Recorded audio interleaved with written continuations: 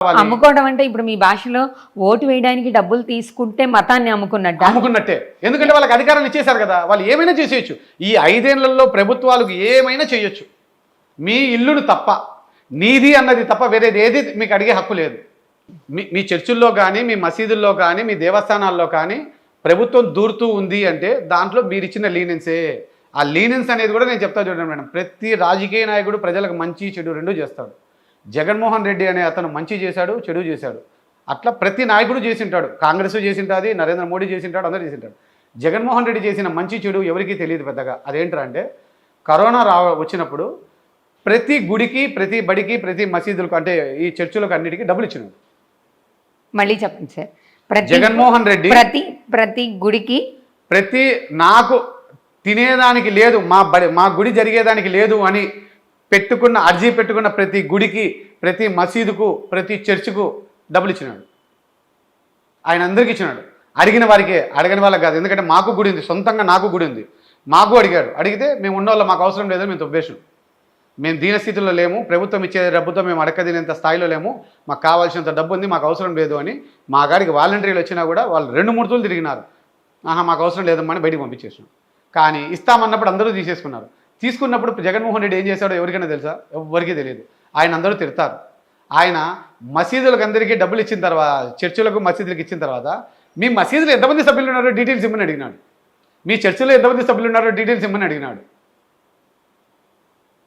అంటే చర్చికి డబ్బులు ఇచ్చిన తర్వాత డీటెయిల్స్, అంటే బాబిజం తీసుకున్న వాళ్ళు ఎంతమంది, మీ చర్చిలో సభ్యులు ఎంతమంది అని డీటెయిల్స్ అడిగారు. అది ఎవరికైనా తెలుసా? కానీ జగన్మోహన్ రెడ్డిని తిడతాడు. ఆయన చేసినవి తప్పులు ఉన్నాయి, నేనే కాదనను. కానీ ఆయన చేసిన మంచి ఏంటి? మతంలోకి దూరాలి అంటే ప్రభుత్వం కొద్దిగా డబ్బిచ్చి ఆ మతంలోకి దూరి ఆ తర్వాత దాని సంపదనంతా తెలుసుకొని దాన్ని విభజించి ఆ సంపదనంతా దోచుకోవాలన్నది వాళ్ళ కుట్ర. ఇప్పుడు ఆయన చేసింది మంచి పని కుట్రగా అభివర్ణిస్తున్నారా? మీరు ఏం అంటే ఇంకా చేయలే కాబట్టి కుట్ర కాదు, ఆయన చేయలే కాబట్టి, అంటే అవకాశం రాలేదు కాబట్టి అంటారు అనుకోవచ్చు, మేబీ అనుకోవచ్చు. ఎందుకంటే వాళ్ళు అడిగినది సెల్ఫ్ డిక్లరేషన్. మేడం, మీకు పథకాలు కావాలని అడిగారు అనుకోండి గవర్నమెంట్, మిమ్మల్ని సెల్ఫ్ డిక్లరేషన్, నీకు పథకం కావాలన్నా అయితే నీకు ఎంత డబ్బు ఉంది, నీకు ఎంత వస్తుంది, ఎన్ని రాసియండి అంటున్నారు. వాళ్ళు ఎన్ని వెరిఫై చేయడం లేదు, చూసుకొని నీ డిక్లరేషన్ మీద వాళ్ళు ఇస్తున్నారు.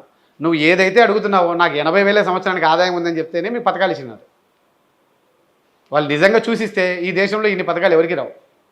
సరే, పథకాల గురించి వద్దులేండి, మన హిందూ ధర్మం మీరు ఇందాక ఏదో చెప్పారు కదా, ఇప్పుడున్న వాళ్ళందరూ క్రిస్టియన్ మతంలో ఉన్న వాళ్ళందరూ కూడా హిందూ తీవ్రవాదులు, హిందూ ద్వేషిత క్రిస్టియన్లు. ఎలా చెప్తారు సార్? వాళ్ళు ఆ మతాన్ని నమ్మో లేకపోతే విశ్వసించో దాని మీద వెళ్తూ ఉండొచ్చుగా, కాదని ఎలా చెప్తున్నారు? వాళ్ళు క్రిస్టియానిటీ తీసుకున్నారు కదా. నేను ఎన్నో ఇంటర్వ్యూలలో చెప్పాను, మీ యేసు ప్రభు ఏమైనా హిందువుగా చెప్పి మీరు హిందువు అని చెప్పి ఆడ ఉద్యోగాలు తీసుకొని ఆ వచ్చే డబ్బుల్లో నా చర్చికి డబ్బు ఇవ్వమని మీ యేసు ప్రభు ఏమని చెప్పినాడా? చెప్పలే కదా. అసలు నువ్వు హిందూ అనేదానికి నీకు ఆడ నిర్వచనం ఏముంది? నేను హిందూ కాదు, నేను క్రిస్టియన్ అయ్యానని చెప్తున్నాడు ఆ వ్యక్తి. మళ్ళీ మీరు హిందూ అనే వాళ్ళ సర్టిఫికేట్లో ఏమనుందో చూసుకోండి మేడం, హిందూ అనే ఉంది వాళ్ళ సర్టిఫికేట్, అందుకే వాళ్ళ ఉద్యోగాలు వచ్చాయి. అంటే మీరు అది మార్చుకోమని చెప్తున్నారా? అంతే కదా. వాళ్ళు ఎప్పుడైతే హిందూ కాదో వాళ్ళు ఎస్సీలు కాదు, అదేంటి బీసీసీ పోతారు వాళ్ళు. మళ్ళీ చెప్పండి. హిందూగా ఉన్న వ్యక్తి మాత్రమే ఎస్సీ, మాల అన్నా, మాదిగాలన్నా కొన్ని దానిలలో హిందూ అని ఉండాలి మేడం. హిందూ, ఆది, ఆంధ్రమాల అని రకరకాల పేర్లు ఉన్నాయి వాళ్ళల్లో, తెగలు. ఆ తెగలలో మీరు క్రిస్టియానిటీ స్వీకరించి ఉంటే మీరు ఎస్సీ కిందకి రారు, బీసీసీ కిందకి వెళ్తారు, కన్వర్టెడ్ క్రిస్టియన్ కిందకి వెళ్తారు. అప్పుడు వాళ్ళు ఉద్యోగాలు పోతాయి. ఈ రిజర్వేషన్ లో ఉద్యోగం తీసుకునే అర్హతను కోల్పోతారు. ఖచ్చితంగా. అదే యాక్చువల్గా జగన్మోహన్ రెడ్డి చేసింది అదే. అది ఎవరికి పెద్దగా తెలియలే. ఆయన చర్చిల్లో ఎంతమంది బాబిజం తీసుకున్నారో లిస్ట్ ఇమ్మని అడిగాడు. ఇండైరెక్ట్గా అడిగాడు, డైరెక్ట్గా కాదు. అంటే ఆయన ఏ ఇంటెన్షన్తో అడిగినాడు అని కాదు. ప్రభుత్వానికి డబ్బు ఇచ్చిన తర్వాత ప్రభుత్వం ఊరికేనే ఉండదు కదా. వాళ్ళ చర్చిలో ఎంతమంది సభ్యులు ఉన్నారు, వాళ్ళకి ఎంతెంత రెవెన్యూ వస్తుంది, వాళ్ళకి ఏమైనా రూమ్లు ఉన్నాయా, భూములు ఉన్నాయా, జాగాలు ఉన్నాయా, స్థలాలు ఉన్నాయా అనేది అన్నీ ఒక్కొక్క ఫార్మేట్ ప్రకారంగా అడిగారు డీటెయిల్స్. ఈ అడిగే క్రమంలోనే గవర్నమెంట్లో కొన్ని క్లాషెస్ ఏదో వచ్చి ఆగిపోయాయి మధ్యలో. నిజంగా ఇవి వచ్చి ఉండింటే వీళ్ళ ఉద్యోగాలన్నీ లేచిపోయేటి, ఒక్కటి ఉండదు. అంటే ఇప్పుడు వాళ్ళు అక్కడ ఎస్సీ ఎస్టీ అనే విషయాన్ని తీసేసి కన్వర్టెడ్ క్రిస్టియన్ అని పెట్టుకోవాలని అంటారా? ఇప్పుడు మీరు కన్వర్టెడ్ క్రిస్టియన్ అయితే బీసీసీ అవుతారు మేడం. బీసీసీ అయితే వాళ్ళకి ఆ ఉద్యోగాలు రావు. వాళ్ళు ఎస్సీలుగా ఉంటూ వాళ్ళు ఉద్యోగాలు పొందుతూ ఆ డబ్బులు తీసుకొని వాళ్ళు క్రిస్టియానిటీకి డబ్బులు కట్టారు. ఇక్కడ నేనేమంటున్నా, అయ్యా హిందూ అనే డిక్లరేషన్ ఇవ్వాల్సింది ప్రభుత్వం కాదు. ప్రభుత్వం ఎవడు? వాడు మధ్యవర్తి మనకందరికీ. మనం కొట్లాడుకోకుండా ఉండేదానికి ఉన్నదే ప్రభుత్వం. వాళ్ళే మనకు ఓనర్లు కాదు. నువ్వు హిందూ అని డిసైడ్ చేయాల్సింది ఎవరు? ఒక దేవస్థానం. ఓ ఇప్పుడు మీరు ఏమడుగుతున్నారు?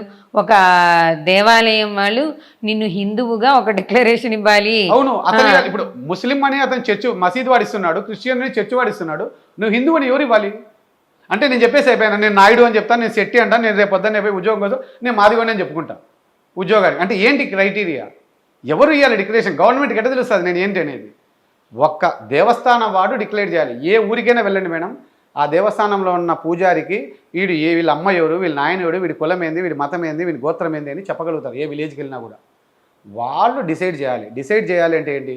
ఫస్ట్ ఆఫ్ ఆల్ గుడికి డబ్బు కట్టే విధానం రాకపోతే ఆ గుళ్ళల్లో మనకు హక్కు రాదు, ఆ గుడి సంపద మనకు రాదు. చాలామంది ఇప్పుడు వక్స్ వృద్ధి జరుగుతుంది మేడం, నేను నరేంద్ర మోడీ తీసుకొచ్చిందని అప్రిషియేట్ చేస్తా. ఏ రకంగా? వక్స్ యాక్ట్ అనేది రావాల్సిందే, క్రిస్టియన్ యాక్ట్ రావాల్సిందే, ఎండోమెంట్స్ యాక్ట్ కూడా రావాల్సిందే. ఎండోమెంట్ యాక్ట్ లో ఏం కావాలని కోరుకుంటున్నారు మనోహర్ గారు? అసలు మీరు హిందూ ధర్మాన్ని పూర్తిగా వ్యతిరేకిస్తూ మాట్లాడి ఏంటంటే మేడం, కేవలం హిందువుల మధ్య గొట్లాటలు జరగకుండా ఎన్నికలు జరిపే ఒక సంస్థ మాత్రమే, అంతే. మున్సిపాలిటీలలో పంచాయతీలలో పంచాయతీ కార్యాలయాలు, పంచాయతీ ఆఫీసులు, మున్సిపల్ ఆఫీసులు ఎట్లయితే ఉంటాయో ప్రజాపాలన వాళ్ళే చేస్తున్నారా? అధికారులు ఏంటి, ఉద్యోగాలుంటూ ప్రజల చేత గెలుపొందిన వాళ్లకు ప్రజలకందరికీ సమాన న్యాయం చేయడం కోసమే ఆఫీసులు ఉన్నాయి. ఎండోమెంట్స్ మనకు ఓనర్ కాదు. ఎండోమెంట్స్ కూడా ఎన్నికలు జరిపేదానికోసమే ఎండోమెంట్స్ ఉంది. మనలో ఏకాభిప్రాయం జరగలేదు కాబట్టి, ఏకాభిప్రాయం లేదు కాబట్టి వాళ్ళు ఓనర్లుగా చెలామణి అయితే తింటున్నారు. రాజకీయ నాయకులు ఎండోమెంట్స్ డిపార్ట్మెంట్ కలిపి తింటున్నారు. మీరు రేపు పొద్దున్నే మీరు ప్రతి దేవస్థానంలో ఎన్రోల్మెంట్ సిస్టమ్ ఏమనండి, ఈరోజు సోకాల్డ్ హిందూ ఉన్మాదులు, హిందూ తీవ్రవాదులు, నేను రకరకాలు అంటూ ఉంటానండి పదాలు. ఎందుకు అంటూ ఉంటాను అంటే, నేను హిందూ అని చెప్పుకునేదానికి నాకు కొన్ని క్లారిటీ ఉన్నాయి, నాకు డబ్బు ఉంది, నాకు ఆదాయం ఉంది, నేను బయటికి వచ్చి సమాజం కోసం చెప్తున్నా. ఎవరైతే మాట్లాడుతూ ఉన్నారో వాళ్ళకి ఏముందని, వాళ్ళకి డబ్బులు ఇస్తున్నారో వాళ్ళు మాట్లాడుతున్నారు. అదేలా హిందూ అని చెప్పుకోవడానికి డబ్బులు అవసరం ఏముంది? ఇప్పుడు ఎవరైతే మాట్లాడుతూ ఉన్నారో, చాలా మంది బయటకు వచ్చి మాట్లాడుతున్నారో రకరకాలుగా, వాళ్ళకి ఏం వ్యాపారం ఉంది, వాళ్ళకి అసలు ఆదాయం ఏంటి?